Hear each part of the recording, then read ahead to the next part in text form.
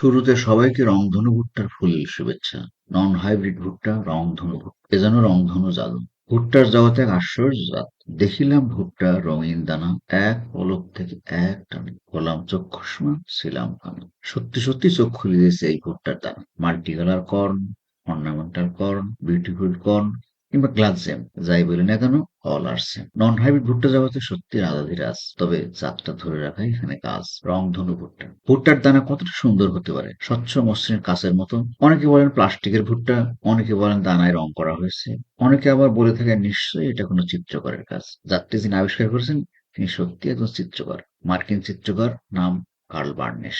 তিনি পেশায় একজন চিত্রকর হলেও রং তুলি দ্বারা নয়, বরং তার নেশাই ছিল রং বেরঙের ভুট্টা সংগ্রহ করা। তার সারা জীবনের প্রচেষ্টার ফসল দেশজ ভুট্টার এই জাত, রংধনু ভুট্টা। ভুট্টার মহিলা ফুল দেখতে যেন মহিলাদেরই চুল। রঙে রঙিন ভুট্টার পরাগরেণু মহিলা ফুলের তথা এই চুলে চুলে পতিত হয়েই তো ভিন্ন ভিন্ন রং ভরে দানায় দানায় পরিপূর্ণ হয় কানায় কানায়। রংধনু ভুট্টা। এই জাতের কচি ভুট্টা হোয়াইট ভেজিটেবলে, তরকারি বা স্যুপ তৈরিতে, বড়া বানাতে বা ডেকোরেশন বাড়াতে বিভিন্ন খাবারের সহিত মেশানো হয়। রংধনু ভুট্টা পপকর্ন হিসেবে পরিপক্ক শুষ্ক দানা, খই ভাজতে নেই কোনো মানা। কর্নফ্লাওয়ার হিসেবে আটা তৈরিতে, এমনকি মজায় মজা পুড়িয়ে খেতে। 2020 সাল থেকে যাত্রী আমাদের হাতে রয়েছে।